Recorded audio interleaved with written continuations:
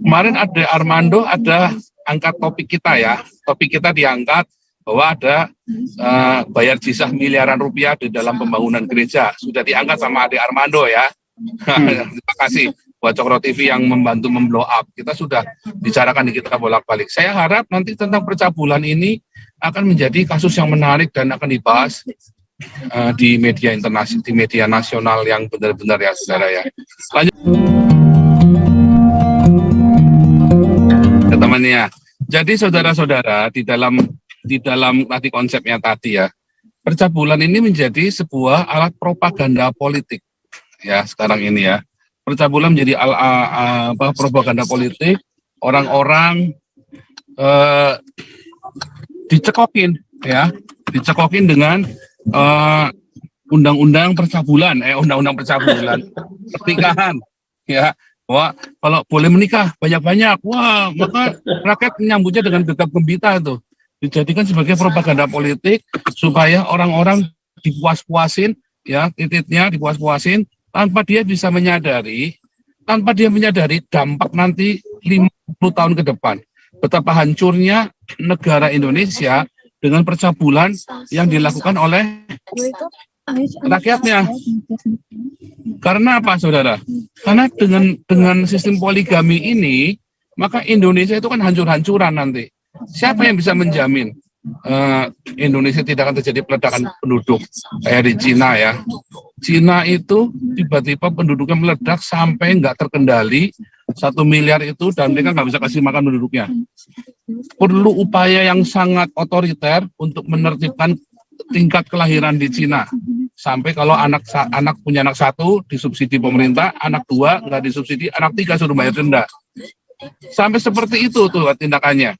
Nah, akibat dari percabulan yang dilegalkan dalam pernikahan itu sebagai ibadah malah dimotivasi. Bayangin, penduduk Indonesia ada 280 juta. Indonesia saja masih belum bisa kasih makan rakyatnya, saudara. Kira-kira saudara kepikir nggak seperti apa hasilnya? Ya, nah hari ini kita mau angkat isu ini ya. Kemarin ada Armando ada angkat topik kita ya. Topik kita diangkat bahwa ada bayar jizah miliaran rupiah di dalam pembangunan gereja. Sudah diangkat sama Ade Armando ya. Terima kasih buat Cokro TV yang membantu memblow up. Kita sudah bicarakan di kita bolak-balik. Saya harap nanti tentang percabulan ini akan menjadi kasus yang menarik dan akan dibahas di media internasional, di media nasional yang benar-benar ya saudara ya. Lanjut lagi, siapa lagi nih? Silakan Pak Tanti Amar. Ya, jadi itu lagi Pak, itu tadi baru satu dampak yang saya sampaikan ya. Tapi dalam dampak konteks kenegaraan, kalau ini misalnya dilegalkan dan dianggap ibadah, coba bayangkan Pak ya, coba bayangkan, itu nanti pertumbuhan penduduk Indonesia itu luar biasa loh ya, bukan deret ukur lagi, eksponensial. Nah, ketika nanti jumlah penduduk Indonesia ini bertambah banyak, tanah itu kan tidak bertambah, Pak, malah berkurang, maka akan terjadi konflik di mana-mana, pasti. Yang kedua, pemerintah akan kalang kabut menyediakan bahan pangan untuk mereka. Bukan hanya pangan, bagaimana menyediakan kesehatan, bagaimana menyediakan dan lain sebagainya, dan lain sebagainya. Maka Indonesia nanti secara ekonomi akan bangkrut. Dari mana dia untuk menghidupi itu?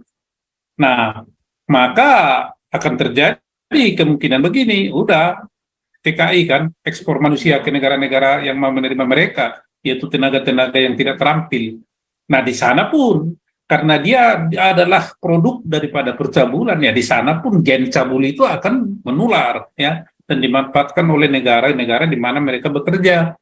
Jadi ini implikasi sosialnya, sosial ekonominya meluas ini. Jangan dianggap remeh. Ya. Jangan dianggap remeh itu. Jadi konsep atau pemikiran atau keyakinan cabul adalah ibadah itu ini Menteri Agama harus tegas ya mengatakan itu. Berani nggak dia mengatakan itu? Ambil disebut dengan ibadah. Pasti ada counter informasi counter penjelasannya itu kan. Luar biasa loh dampaknya. Kalau hitung-hitungan sederhana saja lah, ya. Ada 1000 lah, contoh kita ambil sampling, ada 1000 yang melakukan itu. Coba 1000 di satu daerah tertentu. Ya, dalam tempo 10 tahun bisa jadi puluhan ribu loh, atau ratusan ribu loh. ya, yang dasarnya dari 1000 ini. Jadi jangan dianggap remeh peringatan ini. Ini bukan peringatan kita asal memberikan istilah atau peringatan yang asal cuap-cuap, tidak. Dampak sosial ekonominya ini dan keamanan negara serta pertahanan negara sangat besar. Kesehatan, pendidikan, ya kan? Kalau mereka tidak terdidik, tidak ada pekerjaan lah, lapangan pekerjaan. Kalau tidak ada mereka bekerja, kira-kira mau jadi apa? Kalau perempuan, oke lah, laki-laki. Narkoba akan hebat. Apa namanya itu, konflik-konflik akan hebat. Ya, perdagangan apa namanya itu, psikotropika akan hebat. Masalah perumahan, aduh nggak bisa dibayangkan ya. Nggak bisa dibayangkan. Pasti ini menjadi suatu bom waktu yang nanti suatu waktu Indonesia itu makan kewalahan menanganinya. Nah, tetapi ada begini, Pak Pastor. Karena Indonesia ini ada kelompok tertentu ingin selalu mempertahankan kekuasaan itu di tangan mereka. Dan Indonesia ini adalah menganut demokrasi one man one vote ya. Maka masalah suara ini penting. Jadi saya pikir bukan hanya masalah itu adalah ibadah, tetapi di dalam hal sistem ketatanegaraan Indonesia ini juga harus dilakukan penataan itu sehingga saling bersinergi dan saling menguatkan. Ini pembicaraan saya sedikit agak melenceng, tetapi masih ada hubungannya, linknya masih ada. Contoh misalnya pemilihan gubernur, kalau dia masih mengandalkan suara, Pak, tetap aja mungkin di situ cabul ini akan mendapat tempat. Kenapa? Punya kepentingan suara itu bagi dia, bagi pemenangan dia atau kelompoknya. Jadi ini berkelindan atau bersinergi saling memperkuat. Alasan ilahinya adalah ibadah, alasan politiknya adalah supaya suara banyak. Tetapi dalam konteks itu tidak memikirkan keselamatan negara ke depannya. Nah, inilah buah si malakama itu. Kalau orang mau jernih berpikir, mari duduk bersama. Di mana duduk bersama? Bukan di DPR, di MPR itu. Di mana? Bukan di Menteri Agama. Di mana? Bukan di MUI. Di mana? Bukan di NU, di MPR sono. Sehingga itu pembicaraan itu betul-betul kondusif dan menyeluruh. Nah ini teman-teman ya, jadi ini harus kita gaungkan ini. Bukan masalah ibadahnya itu cabulnya ibadah ya, tapi dampak sosial ekonominya ke depan ini luar biasa bagi Indonesia. Mampukah Indonesia nanti menangani ini atau merespon ini dengan baik? Saya yakin tidak akan mampu.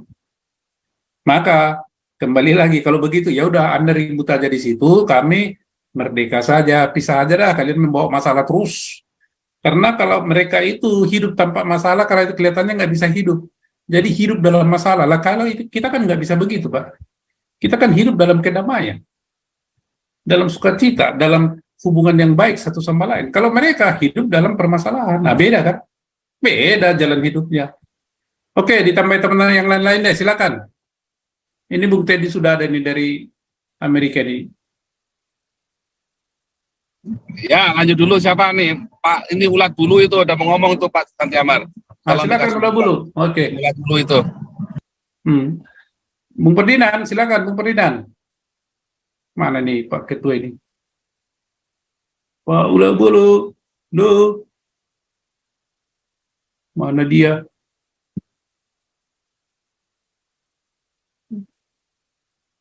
Mana nih Ibu? Ibu Lisoi dulu lah. Kayak Ibu Lisoi juga tadi. Bu Lisoi. Itu minta di-unmute tuh Pak. Kenapa? Ferdinand minta di-unmute. Oh ya, oke. Oh, silakan, mula bulu. Halo, begini Iya. Pak Santemel. Kalau kita lihat seluruh orasi, perkumpulan, undungan mulai banyak. Seperti kamu bukan. Dengar ya suara Pak Santemel? Dengar Pak Santemel? Lanjut. Halo. Bahkan dicatat. Sehingga maaf ya, ibarat pedagang kaki lima jual obat kurap, obat pano, mulailah berteriak-teriak undangannya nih, histeris. Hebat, Ustadz Pak Santermer Haloho dengan pecinya, ya kan. Apalagi ada gambar pistol segala macam. Dengan jenggot breoknya. Wah, terkenal, hebat, Ustadz Santermer Haloho. Karena terbakar emosi, barulah orang mulai tahu siapa itu Ustadz Santermer Haloho. Banyak bini, banyak anak, banyak mantu, masih muda kan? Masuklah di ulat sutera. paham kan dari kejaringkus intelijen. Masuk ulat sutra, selesai itu umur bertambah, makin banyak anak mantu cucu, masuk ulala bebe. Begitu mulai tua, bangka, fisik udah nggak kuat, kocek pun mulai habisan, ya kan, membangun ini, membangun itu untuk kebanggaannya, masuk ulat bulu. Udah masuk ulat bulu, disalahkan, nah ini gara-gara kafir nih semua, kafir, kofar kafir. Jadi remaja, orang sudah mabuk wae, minum satu sloki, ibarat minum satu goci. Begitulah kata ilmu mabuk. Coba kita bicara, belajar dari aspek ilmu berkomunikasi, berorasi. Begitu orang dengar, seperti saya bicara ini 35 orang mungkin nguping, ya kan. Kalau 350 orang, 300-500 orang, besok saya dipanggil sebagai host, pembicara berkomunikasi. Jadi paham saja, kita maklumin saja, biar kita mengalir saja, kita biarin mampus orang itu, satu persatu terjungkal. Apalagi si Ahok sudah katakan nubuatannya, ya kan. Ingat, bukan kita benci, dendam, walaupun si Agustan kita sumbang, maaf aja ya, itu perlu kita reinforcement. Di dalam bernegara, ada itu politik reinforcement. Jadi negara kita ini banyak politiknya, hukumnya nggak jalan. Padahal hukum terpisah. Sosial, budaya, hukum, agama pun, semua harus dipisahkan. Ada konteks dan konteksnya. Kalau bicara teks dan konteks dalam ilmu berkomunikasi, itu sangat jelas. Ada vulgar, ekstrovert, ya kan, introvert. Yang paling ngeri introvert, Pak. Kalau diam, tahu-tahu meledak. Terbukti kan, begitu banyak ledakan-ledakan di bawah undercover, gereja dibom, gereja dibakar, gereja tidak kesigit. Yang diam, tapi kalau berteriak, modal orator-orator, siapapun orang ya Pak ya, apakah gereja, apakah tempat ibadah lain, kalau sudah masuk wilayah ibadah, berorasi, begitu banyak pendengarnya, lupa diri, kena batunya lah, dibilang apa, sialan lah. Makanya sampai ada film Sidul anak Betawi katakan apa? Anak sialan kan. Jadi dikatakan sialan, bukan sialan. Selalu kukatakan malas. Akibat malas dan malas, bodoh. Inilah kadang-kadang si Anies saja sekarang kan Boston, tahu Boston? Boston College itu terkenal, orang di Amerika tahu. Boston itu pusat untuk menghantam negara Republik tercinta itu. Ada orasi seorang ustadz, Eropa dan Amerika itu kepentingan sangat banyak dengan jinah. Makanya si Anies Baswedan itu maaf, orasinya, kata-katanya berbau demikian. Lanjut sementara ini. Oke? Jadi begitu Bung Ferdinand ya. Kalau kita kan seperti di Sumatera Barat ya, matrilineal. Di kita patrilineal. Kalau misalnya percabulan ini ada kawin ini kan jadi masalah besar, Pak. Itu tadi Bapak udah singgung loh. Ketika sesuatu terjadi kepada si orang tua, maka harta gonoginya akan menjadi rebutan. Apakah ada di situ keadilan? Tidak akan ada, maka akan terjadi pembunuhan, gontok-gontokan kan.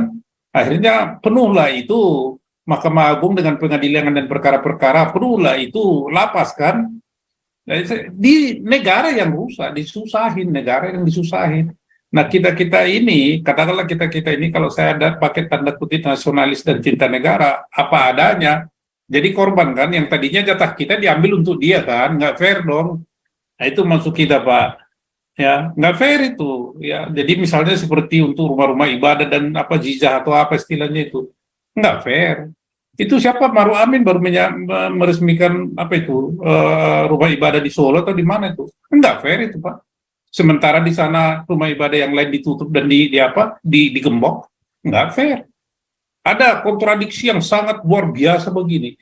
Nah kira-kira ini memberikan suatu didikan yang baik nggak kepada rakyatnya? Yang enggak lah Pak, ini kan ketidakadilan itu dipertontonkan dengan cara vulgar. Oh ya tunggu kamu nanti suatu saat begitu.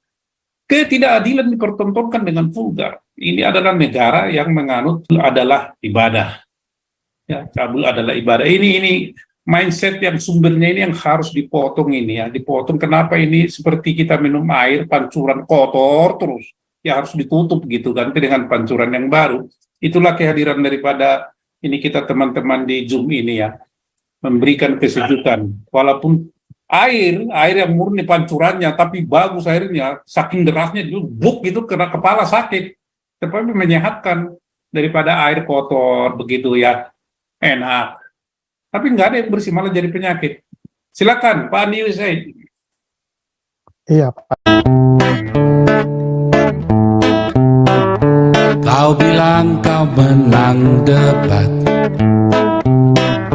lawan domba yang sesat. Kau bilang banyak yang tobat.